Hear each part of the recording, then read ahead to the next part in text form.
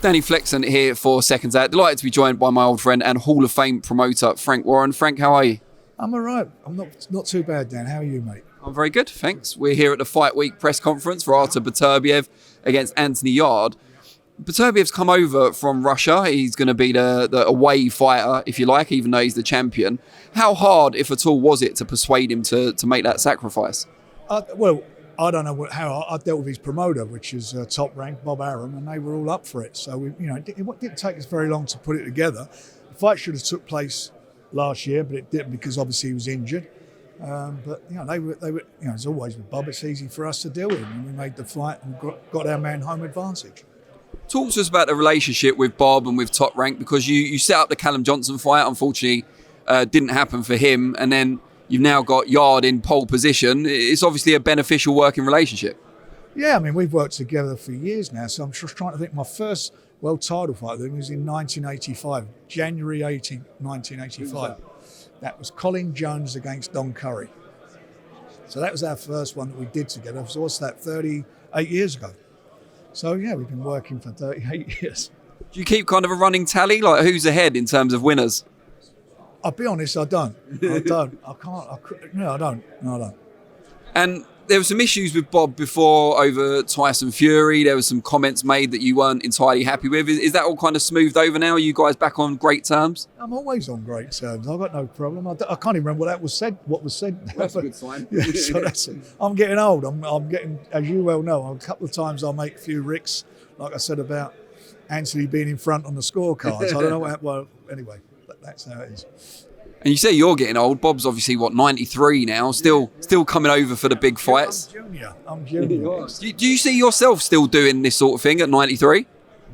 Who knows? I doubt it. I doubt it very much. I'm struggling to get to bloody 70 for it at the moment. On that note, and viewers always were interested in this, how is your back? You're a few weeks post-surgery now. I'm getting there slowly but surely. I've done my back and I wound up tearing my Achilles. So, yeah, I'm all right. I'm getting there. Slowly but surely. Back pounding those pavements? No, not pounding. I'm hobbling the pavements at the moment. I'll get there eventually. Now, we've talked a lot about Yarde winning this fight, how much it'd mean to you, how much it'd mean to him with the backstory. More importantly, how does he win this fight? What are the tactics he needs to employ? He's got to be very smart because he's in with a very smart fighter. He's got to be patient. He's got to keep his hands up. He's got to work behind his jab and look for the punch. Don't be leading, looking for a big punch, work off his jab and just be smart, keep moving side to side, and don't be static. If he does that, he's got a great chance. If he connects, then it's his fight. How important is it that he paces himself while obviously being aggressive? Because we saw that he tired against Kovalev after emptying the tank famously, and Beterbiev seems to get stronger as the fight goes on. Yeah, I think, he's not gone the distance yet. So, what I think about it, I think with Anthony, that fight with Kovalev, he should have started that as he fought the round where he had him all over the place. He fought to pace. I thought Kovalev was there to be taken, and he weren't far off of doing it. When I made that match, I didn't have any problem going to Russia, and that's what I kept talking about. But anyway, it didn't happen, and again, he was tailing it. He was following him around. And eventually, when he turned it on, he showed what he's capable of. I think with Beterbiev, he's got to be a little bit more patient. Tyson Fury, Alexander Usyk, since the last time we spoke, have there been any developments? No, there has. I mean, we're continuing lots of time. We're all pretty positive, very positive about it. It's just getting a few things sorted out, and then we can make an announcement. Does it bother you at all when you see Fury publicly talking about a fight with the ex-UFC fighter Francis Ngannou? Because you're all on the same page trying to make this happen, and he's saying that it can't go down well at the negotiating table. Doesn't even get mentioned. That's an option that Tyson's mentioned to me if this fight falls through, but I don't think it will fall through. What gives you that confidence? Is it simply that both fighters want it? Yeah. And Ngannou, if in the future that comes up, would you be interested in promoting that sort of crossover fight? I've never seen the guy in the ring. I've not really seen him. So yeah, you never say no to anything these days, do you? The way things are going, and if it's a fight I feel my man can win, I'll take it. And I'm certain Tyson would have the beating of any of those guys in the UFC heavyweights. But as of right now, to reassure fans, the only option currently is Usyk. That's what we're working on at the moment, but we've got an open mind. Great stuff. Now, we saw an exciting fight at the weekend. Liam Smith upsetting the odds. I know some people did pick him against Eubank Jr. What did you make of the fight, and what should Eubank Jr. do now? I was one of those people who said that pick Smith. I thought he was the only, coming up a weight may have been the only thing going against him, but he handled it. I thought he had too much skill for him. He's fought at a much higher level, and he just took him apart. I mean, that's what he did, and at the end of the day, done a fantastic job. What do I think Chris Eubank should do? I don't know what he can do. They're talking about a rematch. I can't see it being any different. And I understand if there is a rematch and there's a contract, he's going to wind up getting a lot of money. And that I don't think will stack up financially, but who knows? But the thing about it all is that Liam will beat him every day of the week, and I always was confident of that.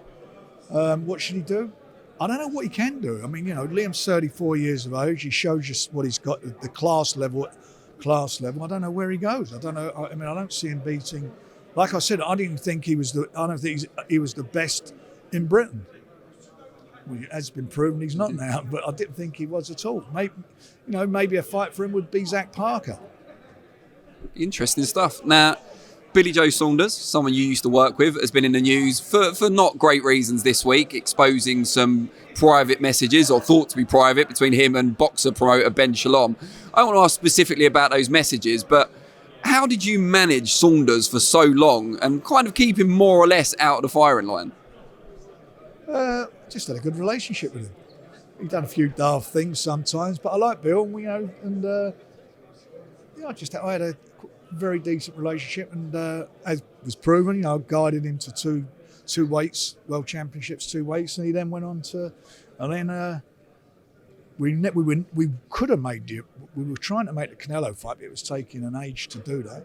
And in the meantime, I just felt, both of us felt that, he was asking me some things, and I just felt he should, best that we parted company, which is what we've done. We've done it on great terms, and, he messaged me now and then, and that's great. And what he's done, I don't know what's gone on between him and what they call him, boxer. That's their business, but it's being on an outsider looking in. I think it's all quite amusing. It is quite amusing, yeah.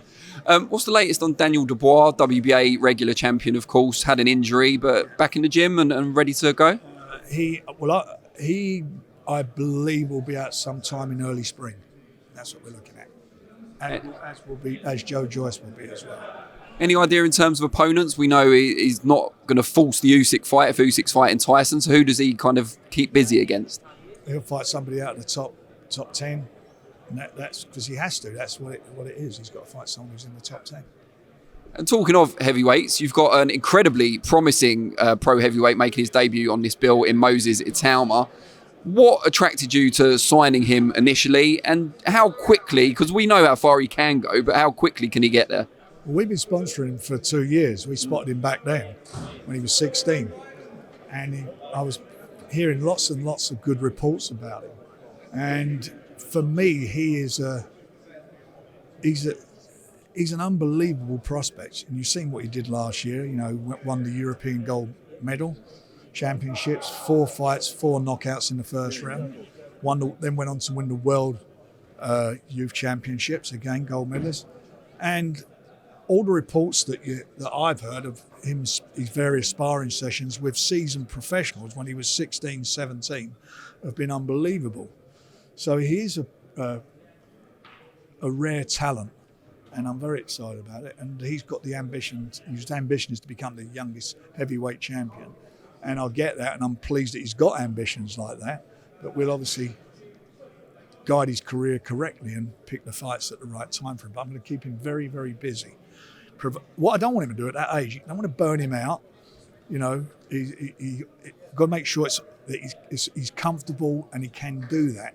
He says that he can, but we'll just take it a fight at a time and see where we go from there. But I like him. I genuinely think he's going to set this division alight. He seems to be with the right promoter to achieve that goal as well, because, you know, if Fury wins against Usyk, he'll have all 4 belts. And even after vacating those, potentially, Queensberry might control all 4 belts with Joyce and Dubois and so on.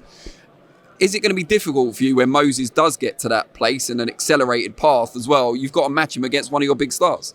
Well, no, that's boxing. I've not, we've done that in the past when we've had fighters, under our roof. We've done that on many, many occasions. I mean, only a couple of years ago, we did, Dubois, Joyce. We did Lyndon Arthur with Anthony. So that's nothing unusual for us to do. This is a business. They're professional boxers. And we've got another really good heavyweight in David Adelaide, who's fighting at York Hall in a couple of weeks. I believe he's out working with Lawrence Okoli at the moment in Florida. Yeah, so he's in the mix as well. So we've got, it's a really good division for us. And just finally, someone I'm particularly interested in is Nick Ball, very exciting featherweight, had a great 2022. What's the plan for him in 2023? I met with Nick and the team. They came down a couple of weeks ago, and we're planning out. So we'll be announcing his fights very soon. He'll be out sometime in the spring. World title by the end of the year? Yeah, I think he's capable of being there. I really do. Great stuff, Frank. Always appreciate your time. Enjoy the presser. Cheers. Right. Thank you.